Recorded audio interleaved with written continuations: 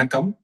என் பெயர் டாக்டர் ஹரிஹரசுதன் ரங்கநாதன். நான் மூளை மற்றும் நரம்பு அறுவை சிகிச்சை நிபுணராக சேலம் தரன் மருத்துவமனை மற்றும் பிஆர்என் மருத்துவமனையில் பணிபுரிந்து வருகிறேன்.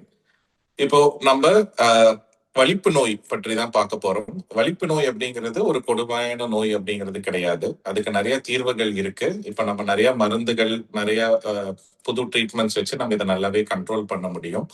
இப்போ ஆனா நீங்க உங்க வீட்லயோ இல்ல பொது இடத்துலயோ இல்ல உங்களுக்கு தெரியாத அறிமுகமாகாத நபர்கள் யாராச்சும் நீங்க வழியில சந்திக்கும் போது அவங்களுக்கு ஏதாச்சும் இந்த மாதிரி ஒரு வலிப்பு நோய் வந்துருச்சு அப்படின்னா, அது நீங்க முதல்ல என்ன பண்ணணும் அப்படிங்கறது பத்திக்கான ஒரு விழிப்புணர்வு வீடியோ தான் இது. அந்த மாதிரி யாராச்சும் வலிப்பு நோயோட தவிக்கிறாங்க அப்படின்னா, நீங்க உடனே போய் அவங்களுக்கு வாயில ஏதாச்சும் கொடுக்கறதோ, இல்ல தட்டி எழுப்புறதோ அந்த முயற்சிகள் எதுவும் பண்ணக்கூடாது. ஏன்னா அவங்களுக்கு வலிப்பு அப்படிங்கிறது மினிமம் ஒரு 30 நொடிகள்ல இருந்து 1 நிமிஷம் வரைக்கும் தான் நீடிக்கும். சோ இந்த சமயத்துல அவங்கள சுத்தி இருக்கிற பகுதிகள் கொஞ்சம் சேஃபா இருக்கணும் அவங்களுக்கு.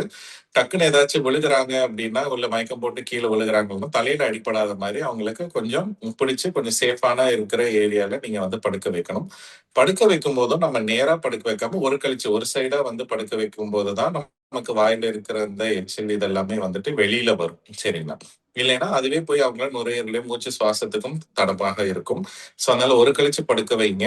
அப்புறம் அந்த வலிப்பு இருக்கிற அவங்க கை காலை சுத்தி இருக்கிற பகுதிகள் கொஞ்சம் ஸ்பேஸ் விட்டு வைங்க. அவங்களுக்கு கொஞ்சம் சுவாசிக்கிறதுக்கு இயல்பாக இருக்கிற மாதிரி கொஞ்சம் ரொம்ப கூட்டமா நிக்காம எல்லாம் கொஞ்சம் விலகி கொஞ்சம் இருந்து பாத்துக்கோங்க. கூட இருக்கிறவங்க ஒருத்தங்க மட்டும் அவங்களுக்கு அடிபடாத மாதிரி தலையில தாங்களா கை பிடிச்சிக்கங்க. இல்லைன்னா வேற ஏதாச்சும் உங்ககிட்ட வாட்டர் பாட்டிலோ அந்த மாதிரி ஏதாச்சும் இருந்ததுன்னா தலைக்கடியில அது கொஞ்சம் வச்சு கொடுங்க.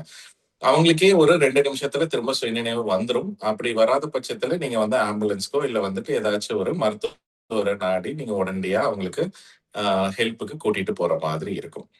சோ இப்ப நான் சொன்ன விஷயங்கள் எல்லாமே உங்களுக்கு எளிமையா புரியறதுக்காக சின்னதா ஒரு 3D வீடியோ மூலியமா நம்ம அடுத்து பார்க்கலாம். நன்றி. கால்கை வலிப்பு என்பது தொடர்ச்சியான வலிப்பு தாக்கங்களினால் வகைப்படுத்தப்படும் ஒரு நரம்பியல் நிலை.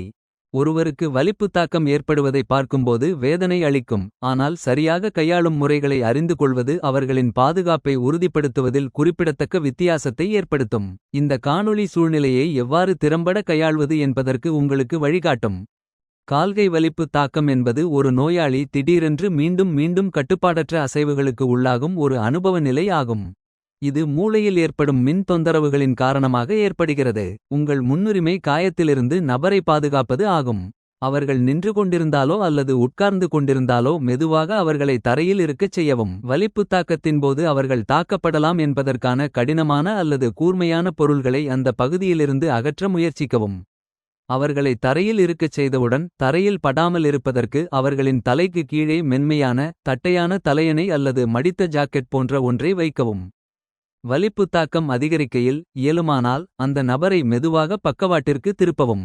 இது அவர்களின் காற்றுப்பாதையை தவிவாக வைத்திருக்க உதவுகிறது மற்றும் உமிழ்நீர் அல்லது வாந்தி எளிதில் வெளியேற அனுமதிக்கிறது. வலிப்பு தாக்கத்தின் நேரத்தை கணக்கிடுவது முக்கியமாகும். அது எப்போது தொடங்குகிறது மற்றும் எவ்வளவு நேரம் நீடிக்கிறது என்பதை கவனிக்கவும். நீங்கள் உதவியை நாடும் நிலையில் இந்த தகவல் மருத்துவ நிபுணர்களுக்கு முக்கியமானதாகும். வலிப்பு தாக்கத்தின் போது ஒருபோதும் நீங்கள் செய்யக்கூடாத சில முக்கியமான விஷயங்கள் உள்ளன. நபரின் வாயில் எதையும் வைக்கக்கூடாது. இது பழைய நம்பிக்கைகளுக்கு மாறாக அவர்களின் பற்கள் அல்லது தாடையில் காயங்களை ஏற்படுத்தலாம். மேலும் காற்றுப்பாதையில் தடை ஏற்படலாம். மேலும் அவர்களின் அசைவுகளை கட்டுப்படுத்த முயற்சிக்காதீர்கள். வலிப்பு தாக்கம் அதன் போக்கிலேயே செல்லவிடுங்கள். ஆனால் அவர்களை ஆபத்துகளிலிருந்து மெதுவாக விலக்கி வைக்கவும். நபர் முழுமையாக குணமடையும் வரை அவருக்கு எந்த உணவு மற்றும் பானங்களை கொடுக்க வேண்டாம். வலிப்பு தாக்கம் நிற்கும் வரை மற்றும் முழு சுயநினைவு பெறும் வரை அவருடனேயே இருக்கவும். பின்னர் அவர்கள் குழப்பமடையலாம் அல்லது மயக்கமடையலாம். நிதானமாக பேசி அவர்களுக்கு உறுதி அளிக்கவும். எப்போது அவசர உதவியை அழைக்க வேண்டும் என்று அறிந்து கொள்வது அவசியமாகும். வலிப்பு தாக்கம் 5 நிமிடங்களுக்கு மேல் தொடருமாயின் இடையில் எழுந்திருக்காமல் தொடர்ந்து வலிப்பு தாக்கம் ஏற்படுமானால், வலிப்பு தாக்கத்தின் போது காயம் அடைந்தால், பின்னர் சுவாசிப்பதில் சிரமம் ஏற்பட்டால் அல்லது இது முதல் வலிப்பு தாக்கமாக அறியப்பட்டால் உடனடியாக உதவியை நாடவும். இந்த எளிய வழிமுறைகளை புரிந்து கொள்வதன் மூலம் கால்கை வலிப்பு தாக்கம் பாதிக்கப்பட்ட ஒருவருக்கு நீங்கள் முக்கியமாக ஆதரவை வழங்க முடியும். தகவலறிந்து மற்றும் அமைதியாக இருப்பது மற்றும் தகவலறிந்த செயல்பாடுகள் உண்மையான வித்தியாசத்தை ஏற்படுத்தும் என்பதை நினைவில் கொள்ளவும்.